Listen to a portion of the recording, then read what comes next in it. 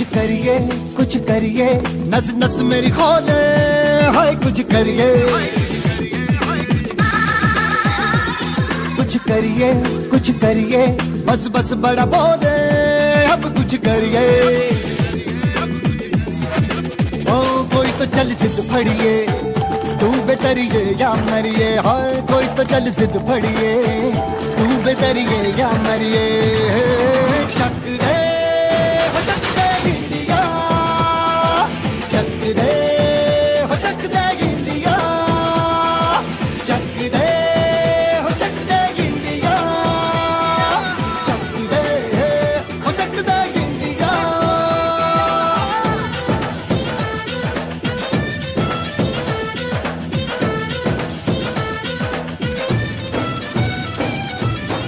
लड़ती पतंगों में भिड़ती उमंगों में। गुड मॉर्निंग विद्यार्थीઓ, આપણે ચેપ્ટર 6 માં લાસ્ટમાં ભણ્યા આત્મપ્રેરણ એક ગૂંચળાની ઘટના હતી। આજે આપણે ભણવાના છીએ અન્યોન્ય પ્રેરણ। આત્મપ્રેરણમાં શું હતું એ પહેલા કહી દઈએ। એકવાર રિકોલ છે, જરા જોઈએ। આત્મપ્રેરણ એટલે કે સેલ્ફ ઇન્ડક્શન। તો ગૂંચળું એક હતું, એક ગૂંચળું, અને આ ગૂંચળાના આટાની સંખ્યા n હતી, n આટા, અને n આટા સાથે સંકળાયેલું કુલ ફ્લક્સ કેપિટલ ફાઈ એ n ફાઈ યાદ કરો। ત્યારે આવું કહેતા હતા કે આ કુલ ફ્લક્સ ચલે છે પ્રવાહ, કુલ ફ્લક્સ ચલે છે પ્રવાહ, કુલ ફ્લક્સ એટલે n ફાઈ, અને આ અચળાંક આવતો હતો કેપિટલ L। આ આપણું સમીકરણ 1 હતું। અને આ કેમ આવે છે એની દ્વિરાશી તમે જુઓ તો એક આટો હોય ને એની હારે સંકળાયેલું ફ્લક્સ ફાઈ કહેવાય, તો n આટાઓ હોય તો સંકળાયેલું ફ્લક્સ શું કહેવાય n ફાઈ। n ફાઈ એટલે બધા આટા સાથે સંકળાયેલું કુલ ફ્લક્સ। આવું તમે લાસ્ટમાં ભણ્યા હતા આત્મપ્રેરણ। એમાં એક ગૂંચળું હતું, ગૂંચળું મતલબ n આટાવાળું સોલેનોઇડ, એની સાથે હતી બેટરી અને કળ, અને આ રીતે પરિપથ પૂર્ણ કરેલ હતું। બેટરીના વોલ્ટેજ V છે અથવા તો બેટરીના EMF E છે, અને કળને KEY કી મતલબ આપણી ચાવી સ્વિચ ઓન ઓફ હોય, અને આ જે છે એ છે સોલેનોઇડ। તો સોલેનોઇડનું ચુંબકીય ક્ષેત્ર આ રીતે મેન્ટેન થશે। હવે વાત હતી કે આ પ્રવાહ પોતાનો, પ્રવાહ કોનો પોતાનો, પ્રવાહને કારણે ફ્લક્સ કેટલો તો કે પોતાનો, અને ફ્લક્સ પોતાનું એટલે પોતે જ એક ચુંબક તરીકે વર્તે, ચુંબક પણ પોતે જ વર્તે, ચુંબક તરીકે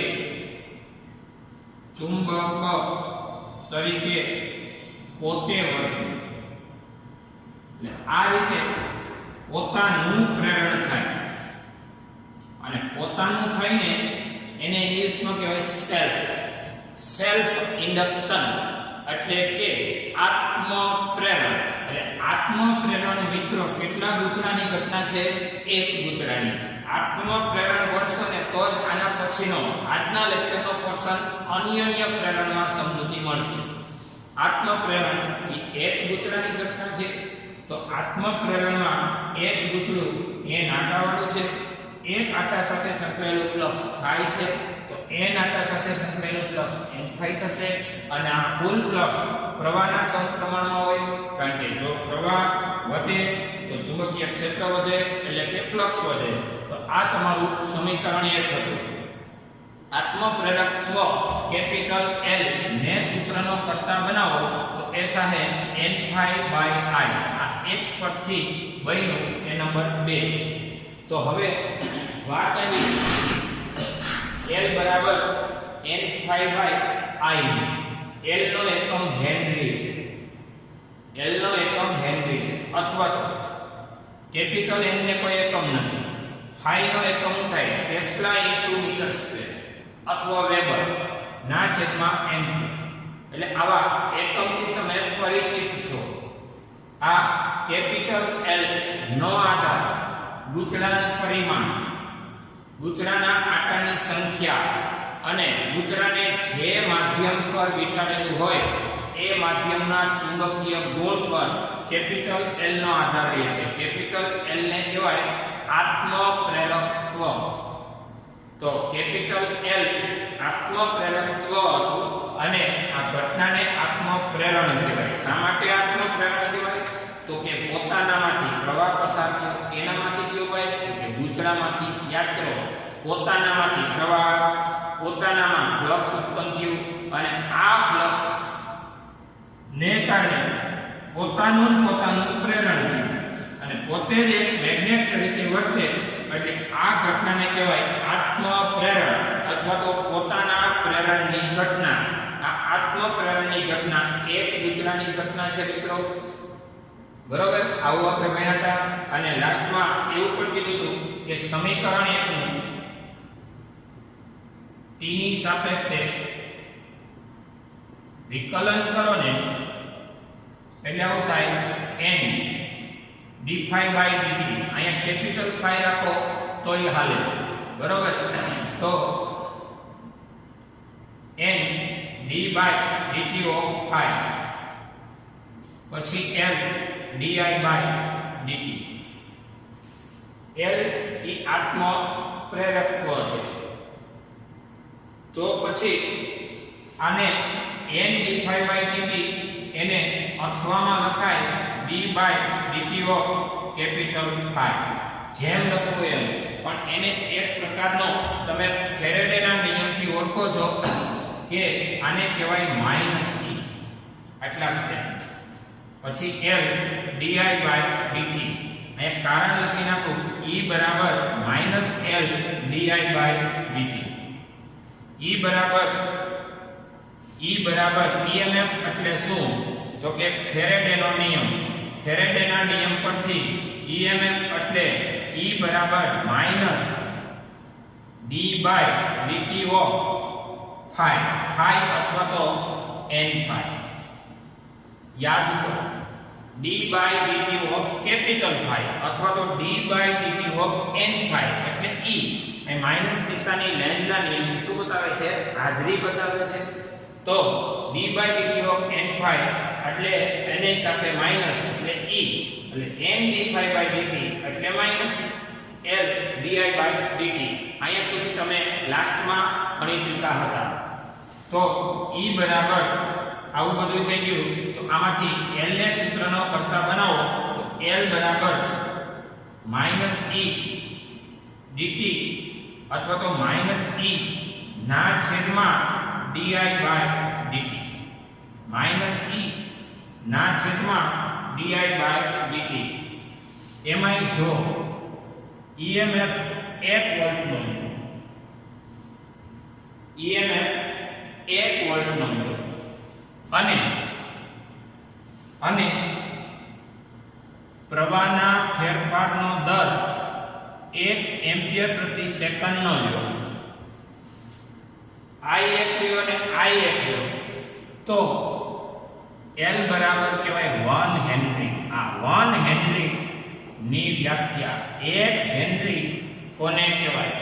ત્યારે એક ગૂંચળા અરે અથવા તો સોલેનોઇડ સાથે જોડેલી બેટરીના વોલ્ટેજ 1 વોલ્ટ લ્યો તથા પ્રવાહના ફેરફારનો દર 1 એમ્પિયર પ્રતિ સેકન્ડ લ્યો તો આત્મપ્રેરકત્વનું મૂલ્ય 1 હેનરી કહેવાય.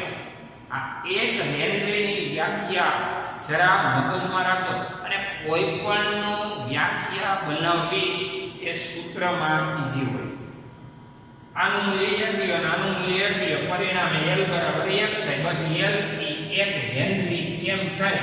ફરીથી કે સોલેનોઇડ સાથે પરિપથમાં જોડેલી બેટરીના EMF 1 વોલ્ટ લઈ તથા પ્રવાહના ફેરફારનો દર 1 એમ્પિયર પ્રતિ સેકન્ડ લેવામાં આવે તો આ આત્મપ્રેરકત્વ L એ 1 હેનરી ગણાય. કારણ કે L બરાબર 1/1. આ માઈનસ નિશાની એ લેન્ઝના નિયમની હાજરી બતાવે છે, બીજું કશું બતાવતી નથી. રેડી? આ વાત આપણે લાસ્ટમાં કરી ગયા છે, તો જોઈ લો.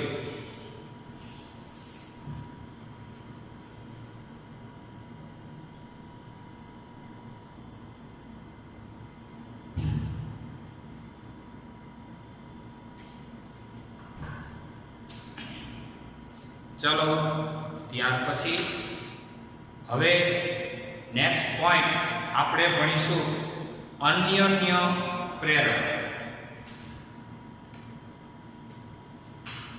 ચલો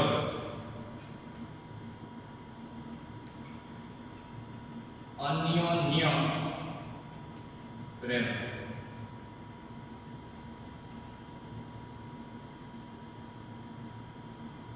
તો મિત્રો અન્યોન્ય પ્રેરણ એ બે ગૂંચળાની ઘટના છે. આત્મપ્રેરણ એક ગૂંચળાની ઘટના છે, આ તમે જાણો છો. તો અન્યોન્ય પ્રેરણના બે ગૂંચળા કઈ રીતે રાખવા? તો સમઅક્ષીય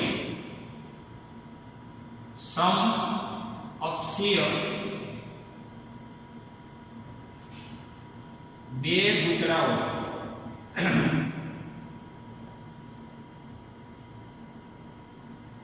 કે જેમની લંબાઈ L સમાન છે, જેમના ત્રિજ્યાઓ R1 અને R2 છે, અને જેમના આટાની સંખ્યા કેપિટલ N1 અને કેપિટલ N2 આટાઓ છે. આવા બે ગૂંચળાઓ સમાન લંબાઈના સમઅક્ષીય, સમાક્ષી કહેવાય, સોનાક્ષી નહીં, સમાક્ષી એટલે એક જ અક્ષ પર બે ગૂંચળાઓ રાખવાના છે, જેના આડછેદના ક્ષેત્રફળ એરિયા 1 અને એરિયા 2 આડછેદના ક્ષેત્રફળો છે. R1 R2 ત્રિજ્યા છે, N1 N2 આટાઓ છે, લંબાઈ બે સરખી છે. આવા બે ગૂંચળાઓ તમે મિત્રો આજે એક એવી આકૃતિ જોઈ રહ્યા છો, તમારી પાઠ્યપુસ્તકમાં છે પેજ નંબર 220, પણ જૂના કોર્સની અંદર સિસ્ટમેટિકલ બાબત એ હતી કે એક ગૂંચળા સાથે બેટરી, કળ અને રિઓસ્ટેટ જોડવાના. રિઓસ્ટેટ એટલે અવરોધનો વધઘટ થઈ શકે, અને બીજા ગૂંચળા સાથે સંવેદનશીલ એવું ગેલ્વેનોમીટર જોડવાનું. ત્યારે આ તંત્રનું અન્યોન્ય પ્રેરણ થશે. અત્યારે આપણી એનસીઈઆરટી બુકમાં જે કાંઈ પણ પોઝિશન છે એ પ્રમાણે આગળ વધીએ. થોડું સહેલું થાય એવી ટ્રાય કરીશ. ખાસ કરીને મિત્રો બે ગૂંચળા એક જ અક્ષ પર આપણે વિચારીએ. આ એક જ અક્ષ, આ એક જ અક્ષ પર રહેલું આ એક ગૂંચળું,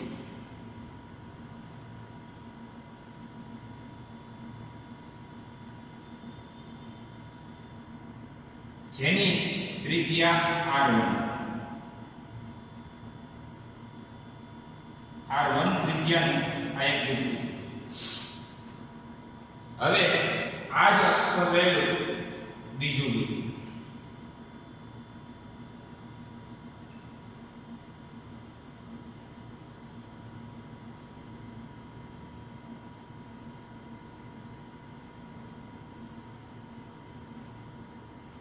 જેની ત્રિજ્યા R2. આ બંનેની લંબાઈ સમાન. મેં અગાઉ કહી દીધું, બંનેની લંબાઈ સમાન, બેયની રેડિયસ R1 R2 બરોબર. એક ગૂંચળું નાનું, બીજું ગૂંચળું મોટું. બેયના આટાની સંખ્યા જુદી N1 N2, અને બેયના આઠ છે, આનું નાનો આઠ છે, આનું મોટો આઠ છે. આમાંથી અંદરના ગૂંચળાને આપણે પ્રથમ ગૂંચળું કહીશું, એને સોલેનોઇડ 1 કહીશું, અને બહારના ગૂંચળાથી બનતી સોલેનોઇડ એને સોલેનોઇડ 2 કહીશું. તો મિત્રો, ફર્સ્ટ ઓફ ઓલ તમે એક ગૂંચળામાં ફ્લક્સ એને કહેવાય N1 આ પ્રથમ ગૂંચળાનું ફ્લક્સ ચલે છે બીજાનો પ્રવાહ. અન્યમાં એકનો પ્રવાહ અને બીજાનો ફ્લક્સ મેન્ટેન કરો. એટલે બીજાનો પ્રવાહ હું જોઈ લો તો આ બીજું ગૂંચળું તમને દેખાય છે ને મિત્રો?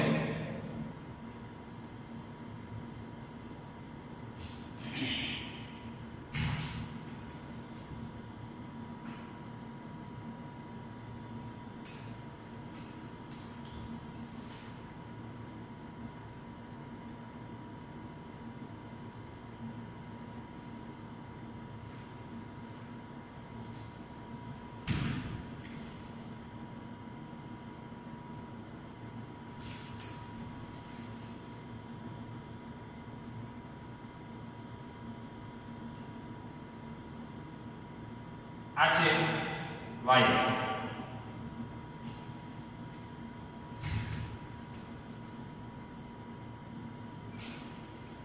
હવે આની સાથે શું જોડવાનું? એક બેટરી, એક કોર્ડ અને રિઓસ્ટેટ.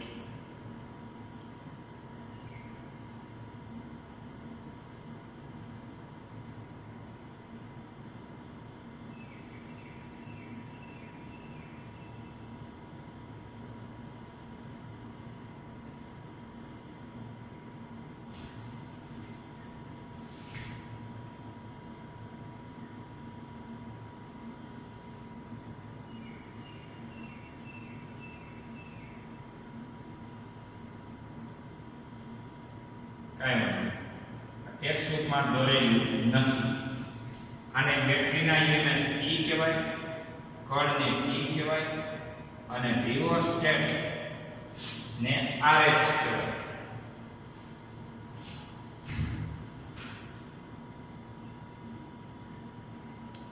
શું કર્યું? તો કે પ્રથમ ગૂંચળાનું ફ્લક્સ બીજા ગૂંચળાના પ્રવાહના સમપ્રમાણમાં છે. અન્યનો મતલબ થાય એકનો પ્રવાહ અને બીજાનો ફ્લક્સ, અથવા બીજાનો પ્રવાહ અને પહેલાનો ફ્લક્સ. અહીંયા બીજા ગૂંચળાનો પ્રવાહ લીધો, બ્લેક કલરનું છે એનો પ્રવાહ લીધો. પ્રવાહને આપણે કહીશું I. આ પ્રવાહ બેટરીને E કીધો, કળને P કીધો અને રિઓસ્ટેટ. રિઓસ્ટેટ માટે આ એરો છે, રેડી? આ એરો એ જરા શું બતાવે છે? તો એ એનું સ્લાઇડર છે. સ્લાઇડર આગળ પાછળ કરવાથી એના અવરોધના ફેરફાર મેન્ટેન કરી શકાય અને જેને લીધે પ્રવાહનો ફેરફાર થઈ શકે. હવે અહીંયા પ્રથમ ગૂંચળાનું ફ્લક્સ એ બીજા ગૂંચળાના પ્રવાહના સમપ્રમાણમાં છે. સેન્ટેન્સ લખવું હોય તો લખી દો. પ્રથમ ગૂંચળાનું કુલ ફ્લક્સ એ બીજા ગૂંચળાના પ્રવાહના સમપ્રમાણમાં છે. પ્રથમ ગૂંચળાનું કુલ ફ્લક્સ એને કહેવાય N1 ચલે છે બીજા ગૂંચળાનો પ્રવાહ. એટલે કે N1 અચળાંક અહીંયા m આવી જશે, 1 2 અને I. તમને એમ થાય કે આ કે છે અચળાંક એમ આવ્યો, ચલજ દિશાની દૂર કરી. આની પહેલા યાદ કરો તમે એવું કીધું હતું જેમાં અન્યન્ય માટે અન્યન્ય પ્રેરણ વખતે શું કીધું હતું? તો કેવું કીધું હતું કે n થાય અને ચલે છે I. એ પોતાનો ફ્લક્સ પોતાના જ પ્રવાહના સમપ્રમાણમાં. ત્યાં એક જ ગુચડું હતું એટલે સવાલ જ નથી ઉભો થતો. પોતાનામાં ફ્લક્સ પોતાના પ્રવાહ એટલે સમપ્રમાણમાં. અહીંયા અચળાંક આવતો તો L, અહીંયા n થાય. યાદ આવ્યું કે ન આવ્યું? L ને કહેવાય આત્મ પ્રેરકત્વ. વાત પૂરી થઈ. અહીંયા કેપિટલ M ને કહેવાય અન્યોન્ય પ્રેરકત્વ. એટલે કેપિટલ M એ અન્યોન્ય પ્રેરકત્વ બતાવશે. અહીં N1 એ પ્રથમ ગુચરાના આટાની સંખ્યા બતાવે છે. Φ1 1 છે જો સફિક્સમાં 1 એ પ્રથમ ગુચરાને સંકળાયેલું ફ્લક્સ બતાવે છે. અને M12 એ આ તંત્રનું અન્યોન્ય પ્રેરકત્વ બતાવે છે. આ તંત્રનું અન્યોન્ય પ્રેરકત્વ બતાવે છે. તો હવે સમીકરણ 1 પરથી કેપિટલ N1 Φ1 બરાબર શું લખી શકાય? તો કેપિટલ N1 Φ1 એટલે N1L, કારણ કે કેપિટલ N એટલે શું? તો કે એકમ લંબાઈમાં આટાની સંખ્યા જેને સ્મોલ n કહેવાય. લંબાઈ L કેવી છે તમે પહેલા જ કહો અચળ છે. તો એકમ લંબાઈમાં n1 આટા તો સ્મોલ n1 એકમ લંબાઈ દીઠ આટાની સંખ્યા બતાવે. તો કેપિટલ N1 એટલે આ બેનો ગુણાકાર N1L. N1 ની જગ્યાએ N1L. Φ એટલે B પણ 1 છે એટલે B1 A1. ફ્લક્સ એટલે B. સમજાય છે? અહીંયા હું કારણ ન લખું તોય સમજાવવું જોઈએ કે આ કારણ તો કહી દીધું કે ભાઈ એકમ લંબાઈમાં આટાની સંખ્યા એટલે સ્મોલ n. આ કારણ N1 ની જગ્યાએ એટલે કેપિટલ N એટલે NL થઈ ગયું. પણ ફ્લક્સ એટલે BA એ તો તમે ફ્લક્સનું સૂત્ર જાણો છો B.A પરથી. અને 1 છે એટલે B1 A1. તો હવે વાત રહી આગળ વધવાની. તો હવે આમ લખી શકશું. તેથી N1 Φ1 N1L B1 એટલે μ0 N2 I2 અને એરિયા એટલે પાઈ r સ્ક્વેર. એરિયાના પાઈ r સ્ક્વેર. B ની જગ્યાએ ઘણાઈને એમ થતું છે કે B1 એટલે તો પ્રથમ ગુચરાએ સંકળાયેલું ચુંબકીય ક્ષેત્ર. તો એમાં I2 શું કામ લીધું? થાય ને આવું? તો હવે કહી જો પ્રથમ ગુચરાએ સંકળાયેલા ચુંબકીય ક્ષેત્રમાં પ્રથમ ગુચરાના પ્રવાહનો કોઈ રોલ નથી. યાદ રાખજો પ્રથમ ગુચરાએ પ્રવાહ આપી શકે એવું કોઈ ઉપકરણ જ નથી જોડ્યું. પ્રથમ ગુચરાએ બહુ તો આપણે હું જોડી હતી એ તમને દોરી દઉં. પ્રથમ ગુચરાએ બહુ તો તમે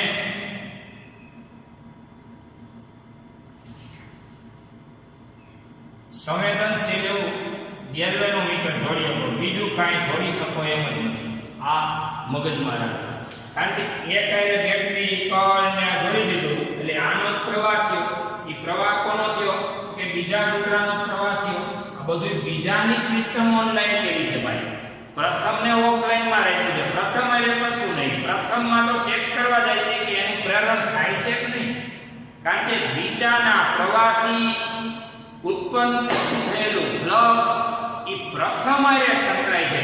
તો પ્રથમનું ચુંબકીય ક્ષેત્ર પૂછું ને તો ચુંબકીય ક્ષેત્ર એટલે સોલેનોઇડની અંદર ચુંબકીય ક્ષેત્ર. તો B બરાબર મુની સૂત્ર આવ્યું μ0 ni. પણ વાત રહી પ્રથમ ગૂંચળાનું ચુંબકીય ક્ષેત્ર ત્યાં રોલ કોનો આવ્યો? બીજા ગૂંચળાનો. ત્યાં પ્રથમનો કોઈ પ્રવાહ નથી. પ્રથમમાં પ્રવાહ નથી એનું કારણ પ્રથમ આરે બેટરી જોડી નથી. બેટરી કોની આરે જોડી છે? બીજા ગૂંચળા આરે જોડ્યો. આ 2 બ્લેક કલરનું છે એની આરે બેટરી જોડી છે. પ્રથમ આરે કશું જોડ્યું જ નથી તો પછી નાનું આવે ભાઈ. એટલે B ની જગ્યાએ મુની ચુંબકીય ક્ષેત્ર સોલેનોઇડ એટલે μ0 ni.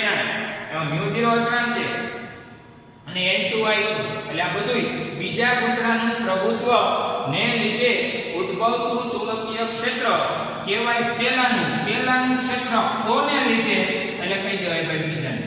આ છે P પહેલા. લંબાઈ તો બેની કોમન સ્મોલ n1 તો n. તો હવે n1 phi1 એટલે μ0 ખાલી ગોઠવું છું સ્ટેપ. μ0 n1 n2 જો આ μ0 લખ્યા n1 લખ્યું n2 લખ્યું ત્યાર પછી પાઈ r1 સ્ક્વેર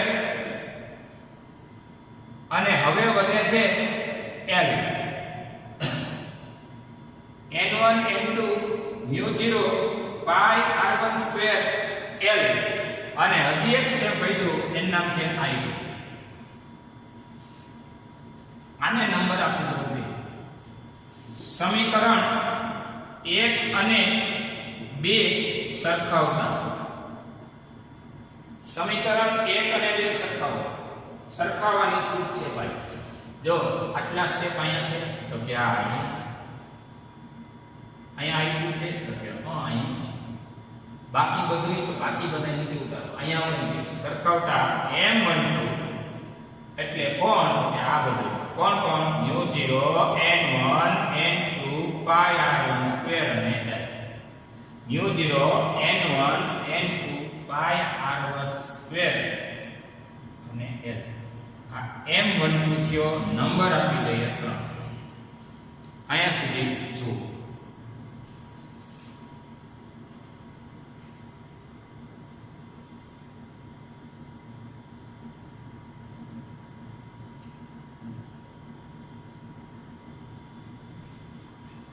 ચલો આ જ રીતે સેમ. હવે આકૃતિ દોરવાની નથી પણ એને સિસ્ટમને બદલાવવાની છે. શું બદલાવશું કઈ? આ તમે બીજા ગૂંચળા સાથે બેટરી કળ ને રિવોસ્ટેટ જોડ્યા ને એને કોની હારે જોડાઈ દેવાના? પહેલા. અને પેલું અંદરનું બ્લુ ગૂંચળું છે પેલું એની સાથે ગેલ્વેનોમીટર જોડ્યું ને ઈ ગેલ્વેનોમીટરને આની હારે મતલબ બીજા હારે. ટૂંકમાં બીજાનું છે એ પહેલાનું છે એ બીજાના. સિસ્ટમ ખાલી આ ઉપકરણોની બદલાવાની છે. ગૂંચળા નથી બદલાવાના. ગૂંચળા એમ ન રાખો પણ બીજા ગૂંચળા એ બેટરી કળને રિવોસ્ટેટ છે એને દૂર કરી પ્રથમ હારે જોડી દો અને પ્રથમ હારેનું ગેલ્વેનોમીટર એ બીજા હારે જોડી દો અને પાછું આ પરિપથ સ્ટાર્ટ કરો અને શું થાય એ થિયરી આગળ વધીએ. જેમ કે પ્રથમની જગ્યાએ બીજા. ચાલો જોઈએ. અહીંયા પ્રથમ છે ત્યાં બીજા ગૂંચળાનું ફૂલ ફ્લક્સ એ પ્રથમ ગૂંચળાના પ્રવાહના સમપ્રમાણમાં હોય ને છે. વાત નથી. ચાલો કેમ ભાઈ બીજા ગૂંચળાનું ફ્લક્સ પ્રથમના પ્રવાહના? તો કે પ્રથમ એ અમે જોડી દીધી બેટરી. હવે આકૃતિ દોરતો નથી, સમજવાનું છે.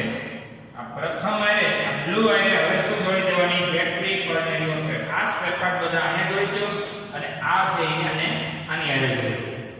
તો હવે આ બીજા ગૂંચળાનું ફ્લક્સ એને કહેવાય n2 phi2. 1 1 છે ત્યાં 2 ચલે છે પ્રથમનો પ્રવાહ. પ્રથમ ગૂંચળાના પ્રવાહને કહેવાય I1. તો N2 હવે વાત રહી M21I1 આને નંબર 1 જેવું છે એટલે 1 ડેશ તો આના જેવા જ બધે કોઈ ના કરશે 1 હોય ને 2 થાય 2 હોય ને 1 થાય આ વાત છે અહીં M21 જે 1 2 છે એને આ તંત્રનું અન્યન્ય પ્રેરકત્વ કહે છે આ તંત્રનું શું કહે છે અન્યન્ય પ્રેરકત્વ હવે સમીકરણ 1 ડેશ પરથી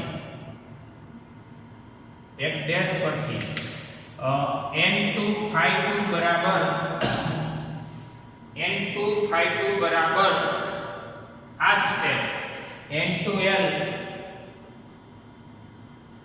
into B2A2 કારણ કે કેપિટલ N એટલે small n into L NL અને phi એટલે BA તો હવે આમ લખી શકાય N2 is equal to small n2L B2 એટલે B એટલે મુનિ આ જ સ્ટેપ B એટલે mu0 ni અને એરિયા એટલે pi r સ્ક્વેર પણ pi r2 સ્ક્વેર અહીંયા r1 સ્ક્વેર એરિયાની જગ્યાએ pi r2 સ્ક્વેર એરિયા 2 હવે આ જે છે ને ન્યા mu0 ni તો mu0 ni માં mu0 n1i1 હવે એક અગત્યની સૂચના કે એ તો બધું ઠીક પ્રથમના પ્રવાહના સંપર્ક પ્રવાહ પ્રથમનો લીધો અને આ પ્રથમના પ્રવાહને લીધે બીજા ચુંબકીય ક્ષેત્ર મેન્ટેન થાય પ્રથમના પ્રવાહને લીધે પ્રથમ દૂસરું બ્લુ દેખાય ને ત્યાં બેટરી ને એવું જોડેલું છે આ બધું એટલે એનો પ્રવાહ અને એને કારણે બીજામાં ચુંબકીય ક્ષેત્ર મેન્ટેન થાય પરંતુ મારે તમને મિત્રો એક વાત એ પણ કહેવી છે કે આ બીજા કૂતરાની ત્રિજ્યા ની સમગ્ર અસર પ્રથમ આયરે સંકળાયેલી રહેશે એટલે ત્રિજ્યા આમ બોલવા માંગુ છું કે મોટા કૂતરાનું સમગ્ર ચુંબકીય ક્ષેત્ર પ્રથમ આયરે જ રહે એટલે r1 બરાબર r2 લખી શકાશે ઈ કેમ તો કે તમારો બીજા કૂતરાનો જે અસર છે ચુંબકીય ક્ષેત્રની એ પ્રથમ આયરે 100% રહેશે અને પ્રથમની અસર છે એ તો પોતાની આયરે તો રહે એમાં બીજાનો કોઈ રોલ નથી વન વે છે ભાઈ બોલવું પ્રથમ આયરે જો પ્રથમ છે એ નાનું છે અને બીજું છે એ મોટું છે તો બીજાનું ચુંબકીય ક્ષેત્ર કેમાં હોય તો કે આખા બીજાની અંદર આવડા મોટા સોલેનોઇડના આર્ચીસમાં ચુંબકીય ક્ષેત્ર હોય તો એની અંદર કોણ રહેલું છે પ્રથમ તો પ્રથમનું તો રહે જ્યારે પ્રથમમાં પોતાનું ચુંબકીય ક્ષેત્ર હોય એની અંદર રહે એમાં કોઈ બીજા એ રોલ નથી એટલે પ્રથમનું આવ્યું ને વાત ત્યારે r1 નો r1 પણ બીજાના r2 ની વાત આવી ને તોય r2 ની જગ્યાએ હવે આપણે r1 લખી શકશું એટલે આમ લખી શકશું કે N2 N2L mu0 n1 i1 અને pi r1 સ્ક્વેર તમને મનમાં એમ થાય કે ઈ હુંકામાંથી કઈ સમજણ નહીં હું એમ કહું કે તમે બહુ મહેનત કરો યોગ્ય સ્ટેપ ઉપર આવો ત્યારે તમારું ઇનામ થાય ને તમારા બાપાનું નામ થાય યોગ્ય લેવલ સમજાય છે એટલે આ તંત્રમાં તમારું અને તમારા ફાધર એ બેયનું સંયુક્ત અસર, એમાં તમારા ફાધર મહેનત કરે ને, કારણ કે આ નાનું અને મોટું આ બે ગુજરાતી, આ નાનું અને મોટું, તમારા ફાધર મહેનત કરે ને એટલે તમારી હારે અસર આપે, મતલબ એનો જે કઈ રોલ છે એ તમારામાં સંકળાઈ જાય. પણ તમારી પોતાની મહેનત હોય ને તમારી કરે એમાં પછી તમારા ફાધરનું નામ જરૂર આવે, પણ આમાં હું એમ બોલવા માંગુ છું કે R1 ની અસર હોય ને, R1 માં ચુંબકીય ક્ષેત્ર હોય ને R1 નું 100%, પણ R2 ની ચુંબકીય ક્ષેત્ર હોય ને એ R2 નું તો ગણાય પણ ભેગું R1 નું ગણાય, એટલે R2 ની જગ્યાએ R1 ગણાય. બે સમજ. કોણ અંદર છે R1, કોણ બહાર છે R2. હું એમ કહું કે R2 નો ચુંબકીય ક્ષેત્ર એટલે કેવાનું આ R2 માં તો છે પણ R1 એની અંદર છે એટલે R1 નું પણ ગણાય. અને એકલા R1 ની વાત આવે તો R1 નો તો છે, એકલા R1 ની વાત આવે તો R1 નો તો R1 લખી શકાય, પણ R2 ની વાત આવે ને તો R2 એટલે મોટા આડછેદવાળા ગુજરાનું, તો એનું ક્ષેત્ર એ R1 આવે પણ હોય જ થાય, એટલે R2 ની જગ્યાએ R1 લખવામાં કાંઈ જાતું નથી. આ એક પોતાનું હોય પોતાને જ રહે અને આ બીજાનું હોય પોતાને તો લાગુ પડવાનું છે એમ તો, એટલે R1 ને તો ડબલ ફાયદા. એક પોતાનામાં પ્રવાહ અને પોતાનું ચુંબકીય ક્ષેત્ર મેન્ટેન કરતું હોય R1 ત્યારે એની 100% અસર, અને R1 એ R2 ની અંદર રહેતું હોવાથી R1 નું જો રહેઠાણ ક્યાં છે R2 ની અંદર છે, એટલે એ R2 ની અસર પણ R1 માં 100% જ રહે. R2 ની અસરકારકતા R1 ની અંદર પણ આવી ગઈ છે, એટલે R1 ની વાત કરે એટલે એકલો R1 અને R2 ની વાત કરે તોય R1 તો લખી જ શકાય, એટલે એક ડેશ અને પછી બે ડેશ છે. તો હવે તમે આ રીતે એને ગોઠવી શકો કે N252 બરાબર ગોઠવું જો μ0 N1 N2 μ0 N1 N2 into pi R1 square L અને I1.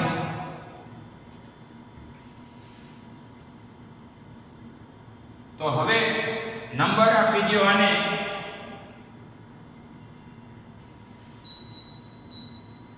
તો ખાલી ગોઠવા છે હો ભાઈ, એટલે આને નંબર આપી દો. હવે તમારો એક આને કોઈ આપવો નથી, આ બે ડેશ રેડી, ખાલી સ્ટેપ ગોઠવા છે અને એક ડેશ અને બે ડેશ ને સરખાવવા. સમીકરણ એક ડેશ અને બે ડેશ ને સરખાવતા, એક ડેશ ને બે ડેશ ને સરખાવો, જો અહીંયા છે એટલું અહીંયા છે,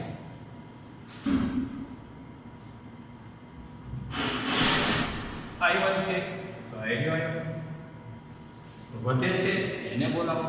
સરખાવતા શું મળશે તો કે M21 બરાબર આને આની રેખા બોલો μ0 N1 N2 pi R1 square અને L વચ્ચે નંબર 3 ડેશ. તો સમીકરણ 3 અને 3 ડેશ કોણ કોણ 3 અને 3 ડેશ કેવા થાય છે તો કે સરખા. જોયો સમીકરણ 3 અને 3 ડેશ પરથી M12 બરાબર M21 બરાબર M લખી શકાય. આને કહેવાય M12 બરાબર M21 બરાબર M, એને કહેવાય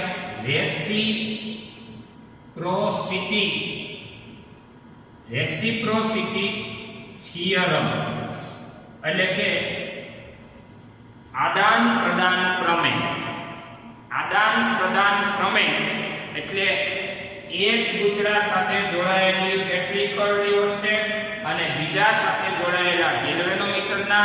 સ્થાનને આ ત્રણેયના તંત્ર સાથે ગેલ્વેનોમીટરના સ્થાનને અદલ બદલ કરવામાં આવે છતાંય આ તંત્રનું અન્યોન્ય પ્રેરકત્વ એ અચળ રહે છે. એને કહેવાય આદાન પ્રદાન પ્રમેય. હવે બીજી વાત, અન્યોન્ય પ્રેરકત્વ કેપિટલ M. કેપિટલ M કયો છે? 1 2 કયો કે 2 1 કયો? 1 2 એટલે 1 અને 2 ના તંત્રનું, 2 1 એટલે 2 અને 1 ના તંત્રનું, અથવા એને ખાલી M પણ કયો. કેપિટલ M નો આધાર ગુજરાનું પરિમાણ. પરિમાણ એટલે સાઈઝ. ગુજરાના આટાની સંખ્યા. ગુજરાને જે માધ્યમ પર વીંટાળેલો એ માધ્યમનો ગુણ. અને આ સિવાય બે ગુજરા વચ્ચેનું અંતર અને બે ગુજરા વચ્ચેનું નમન. નમન એટલે બે વચ્ચેનો કેટલો થીટા વળેલો છે. આ બધી બાબતો પર અન્યોન્ય પ્રેરકત્વ કેપિટલ M નો આધાર છે. અને યાદ રાખજો, એક માર્ક માટે આત્મ પ્રેરકત્વ L હોય કે અન્યોન્ય પ્રેરકત્વ કેપિટલ M હોય, L અને M બંનેના એકમ અને પરિમાણ સમાન છે. આત્મ પ્રેરકત્વ L હોય, આત્મ પ્રેરકત્વ L અને અન્યોન્ય પ્રેરકત્વ કેપિટલ M. ક્યાંક નોંધવા જેવી વસ્તુ છે, નોંધવા જેવી હકીકત છે. આત્મ પ્રેરકત્વ L અને અન્યોન્ય પ્રેરકત્વ M ના એકમ અને પારિમાણિક સૂત્ર સમાન ગણાશે. બંને સમાન. રેડી? એટલે આપણે આત્મ પ્રેરકત્વ વખતે એકમ અને પરિમાણિક સૂત્ર તૈયાર કરી દીધા હતા. અન્યોન્યમાં પણ